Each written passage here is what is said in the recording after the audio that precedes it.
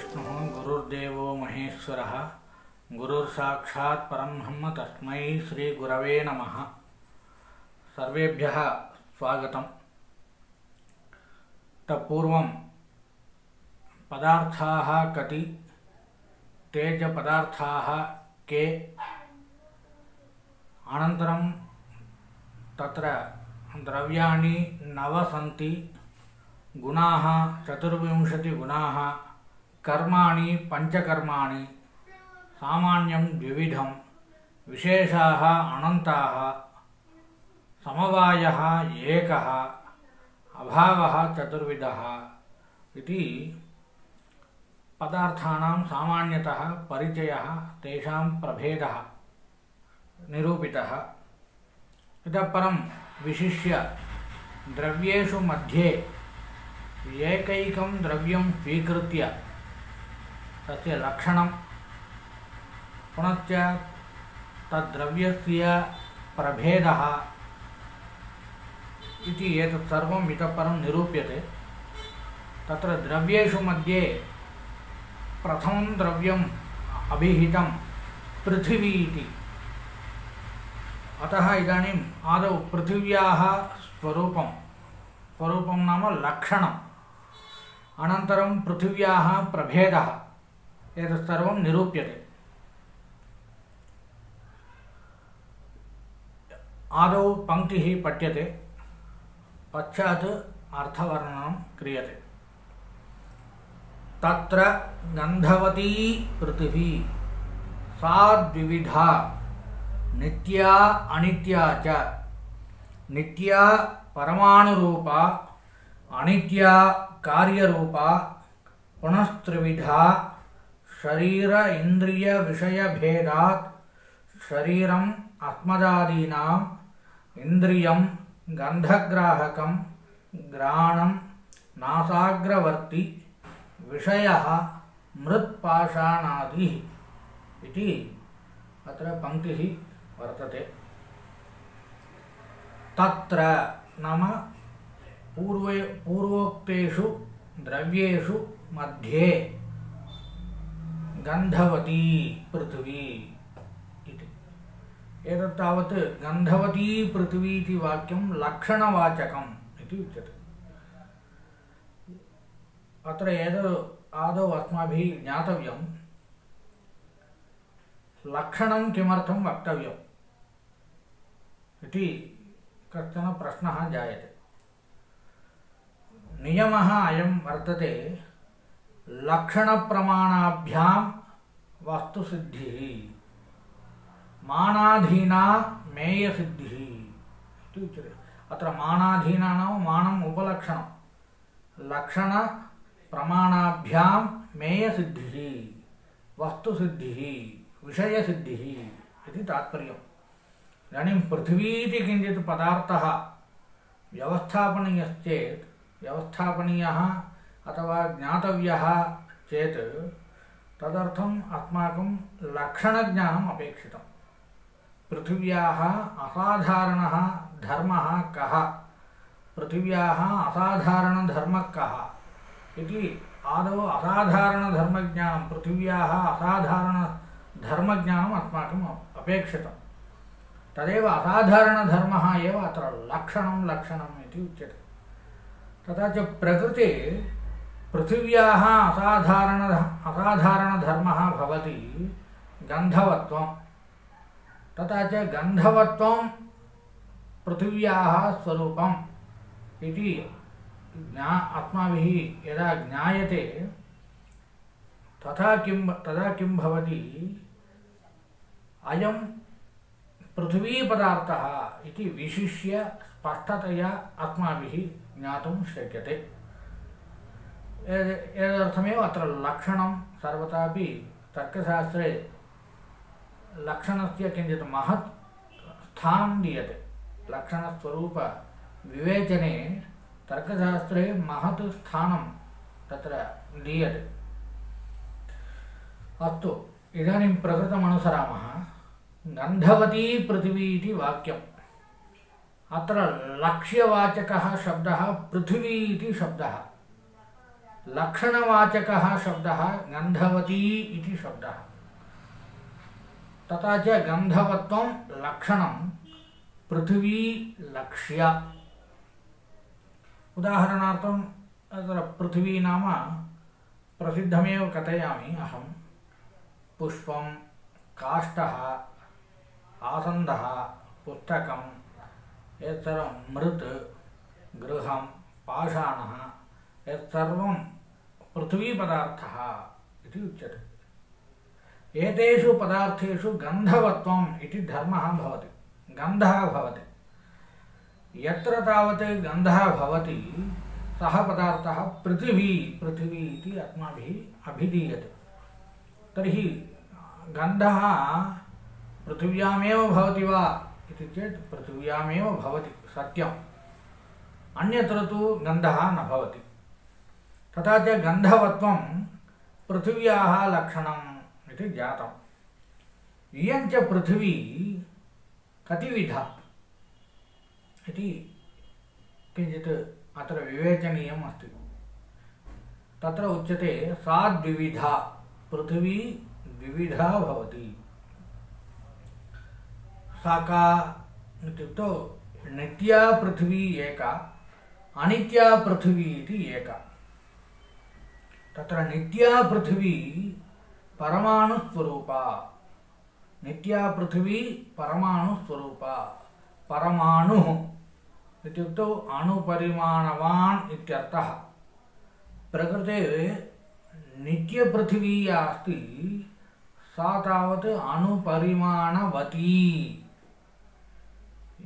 यस्याः पृथिव्याः परिमाणम् अत्यन्तं सूक्ष्मम् अणुपरिमाणं भवति सा पृथिवी किमिति उच्यते? परमाणुरूपा पृथिवी इति उच्यते। सा पृथिवी नित्या परमाणुरूपा। परमाणुरूपा या पृथिवी अस्ति सा नित्या इति उक्तम्। तद्भिन्ना या पृथिवी अस्ति सा सर्वापि अनित्या पृथिवी इति उच्यते। नित्य पृथिवी अपेक्षया या पृथिवी वर्तते सा सर्वापि पृथिवी अनित्या पृथिवी इति। पृथिवी द्विविधा, नित्या पृथिवी अनित्या पृथिवी इति भवति। अनित्या पृथिवी इति नित्या पृथिवी अपेक्षया भिन्ना सत्यं। किं स्वरूपम्? अनित्यपृथिव्याः स्वरूपं किम् इत्युक्तौ कार्यरूपा पृथिवी। कार्यरूपा नाम जन्या या पृथिवी, उत्पद्यमाना या पृथिवी, उत्पत्तुं योग्या या पृथिवी सा पृथिवी किमिति उच्यते? अनित्या पृथिवी इति उच्यते। तथा च गन्धवत्वं पृथिव्याः लक्षणं। पुनश्च सा पृथिवी द्विविधा, नित्या पृथिवी अनित्या पृथिवी इति। तत्र नित्या पृथिवी परमाणुरूपा, अनित्या पृथिवी कार्यरूपा। कार्यरूपा नाम जन्या इति अर्थः। उत्पत्ति योग्या या पृथिवी सा तावत् कार्यरूपा पृथिवी इति। पुनः कार्यरूपायाः पृथिव्याः प्रभेदः अत्र निरूप्यते। सा पृथिवी पुनः त्रिविधा, जन्या पृथिवी पुनः त्रिविधा इति। शरीरम् इति एका पृथिवी, शरीरात्मिका एका पृथिवी, इंद्रियात्मिका एका पृथिवी, अनन्तरं विषयात्मिका एका पृथिवी। एतदेव पार्थिवं शरीरं, पार्थिवम् इन्द्रियं, पार्थिवः विषयः इति शब्दान्तरेण व्यवह्रियते। तथा च प्रकृते जन्या या पृथिवी अस्ति सा त्रिविधा भवति, शरीरम्, इन्द्रियं, विषयः इति। अस्तु, शरीरात्मिका पृथिवी का भवति इति कश्चन प्रश्नः। तत्र उच्यते अस्मदादीनां शरीरं यदस्ति तदेव पार्थिवं शरीरम्। कुतः? अस्माकं शरीरे गन्धः अनुभूयते। तथा च गन्धवत् शरीरं यदस्ति अस्माकं शरीरं तत् पार्थिवं शरीरं। शरीरात्मिका पृथिवी इत्युक्तौ अस्माकं शरीरमेव इति उच्यते। अनन्तरं पार्थिवम् इन्द्रियम्, इन्द्रियात्मिका पृथिवी का इत्युक्तौ घ्राणेन्द्रियं। घ्राणं, घ्राणं नाम यद् नासिका वर्तते खलु तत् घ्राणम् इति उच्यते। तद् इन्द्रियं किं करोति? गन्धग्राहकं।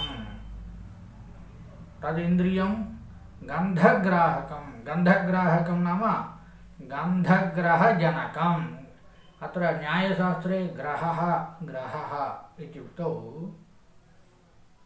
ज्ञानमित्यर्थः। ज्योतिषशास्त्रादौ ग्रहः नाम नवग्रहः, परन्तु अत्र न्यायशास्त्रे ग्रहः इत्युक्तौ ज्ञानं, निश्चयः इति अर्थः। प्रकृते गन्धग्राहकम् इत्यस्य कः अर्थः? गन्धग्रहजनकम् इति अर्थः। गन्धग्रहो नाम कः? गन्धविषयकं ज्ञानं। किमाकारकम्? अयं सुरभिः, अयम् आसुरभिः इत्याकारकं ज्ञानं गन्धविषयकं ज्ञानं। तज्जनकं यदिन्द्रियं, यदि इन्द्रियं गन्धविषयकज्ञानं जनयति तदिन्द्रियं घ्राणेन्द्रियम् इति अर्थः। तथा च गन्धग्राहकम् इन्द्रियं घ्राणम्। इदं च घ्राणं पार्थिवम् इन्द्रियम्, इन्द्रियात्मिका पृथिवी इति उच्यते। अनन्तरं नासाग्रवर्ती, नासायाः अग्रे वर्तते इदम् इन्द्रियं।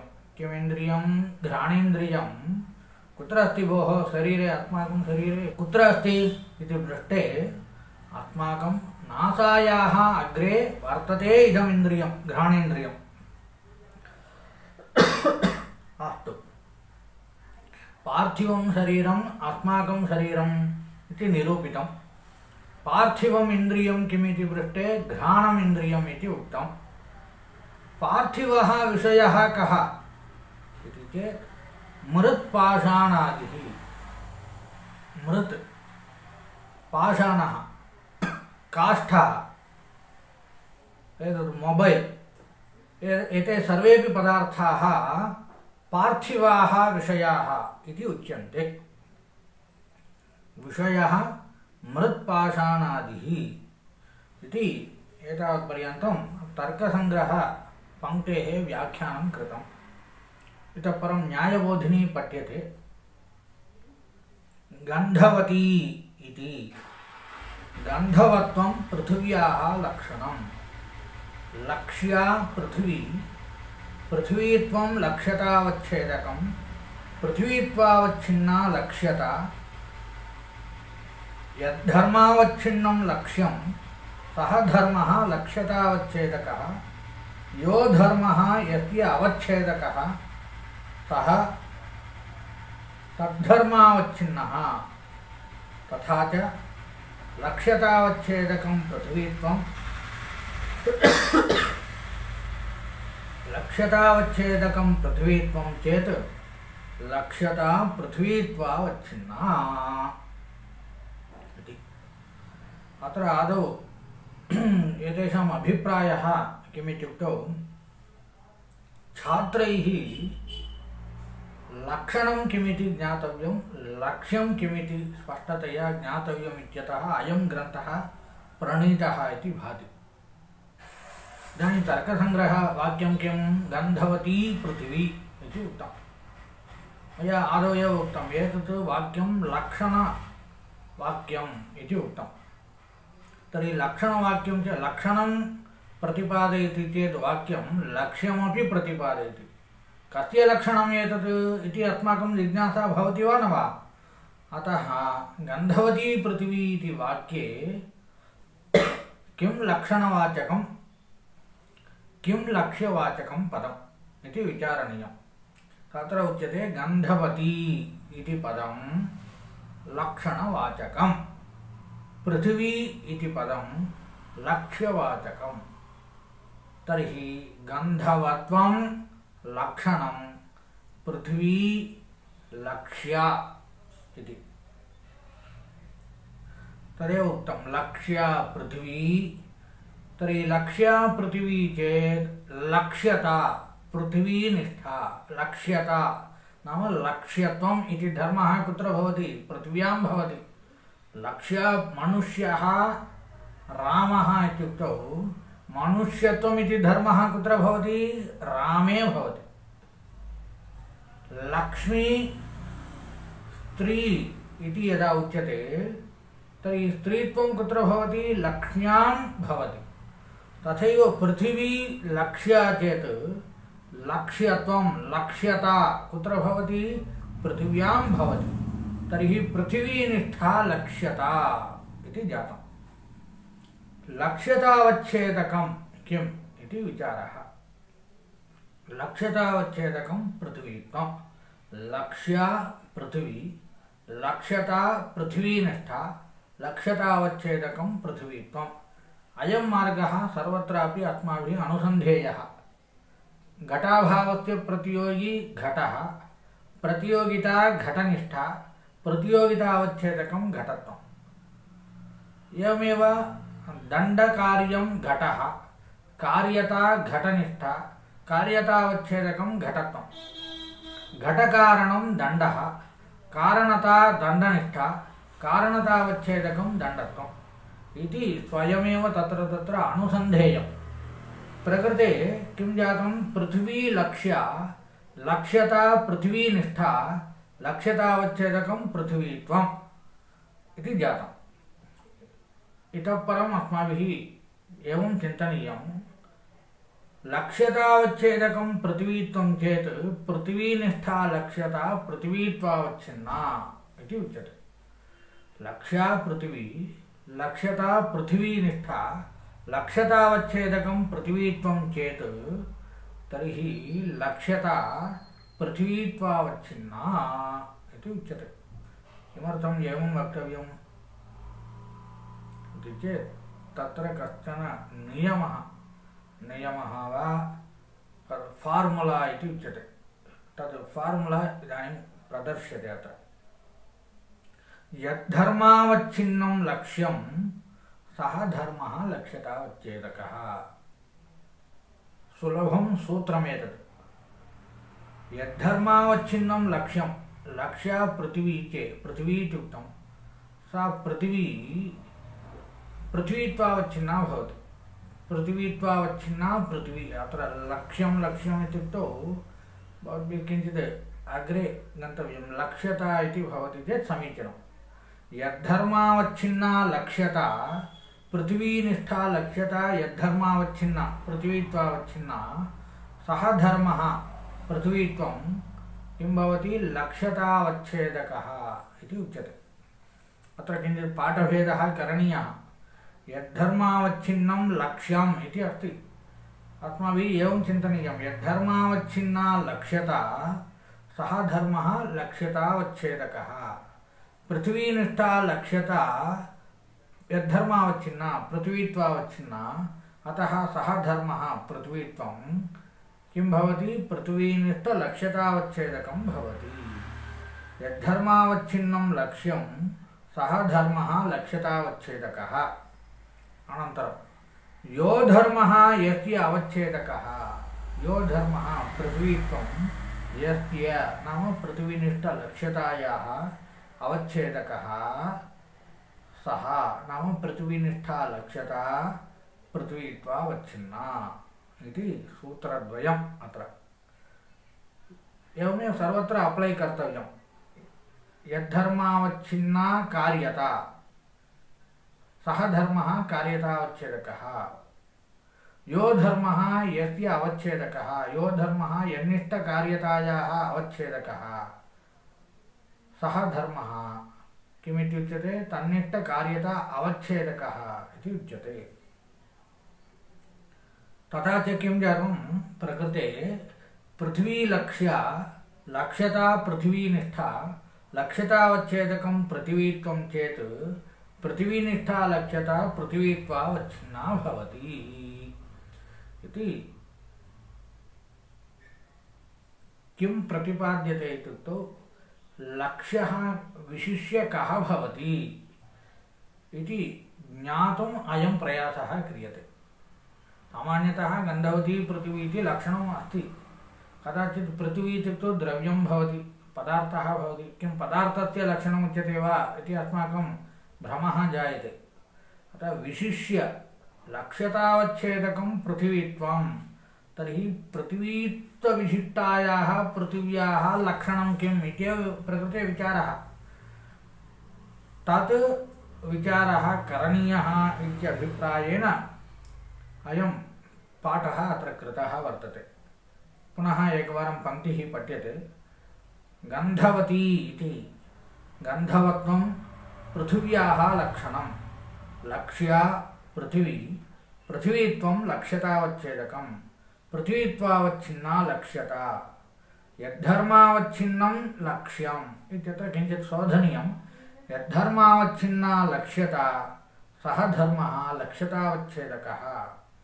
यो धर्मः यस्य नाम यन्निष्टलक्ष्यतायाः अवच्छेदकः सः नाम तादृशलक्ष्यता तद्धर्मावच्छिन्ना, तथा च लक्ष्यतावच्छेदकं पृथिवीत्वं चेत् लक्ष्यता पृथ्वीत्वावच्छिन्ना भवति इति।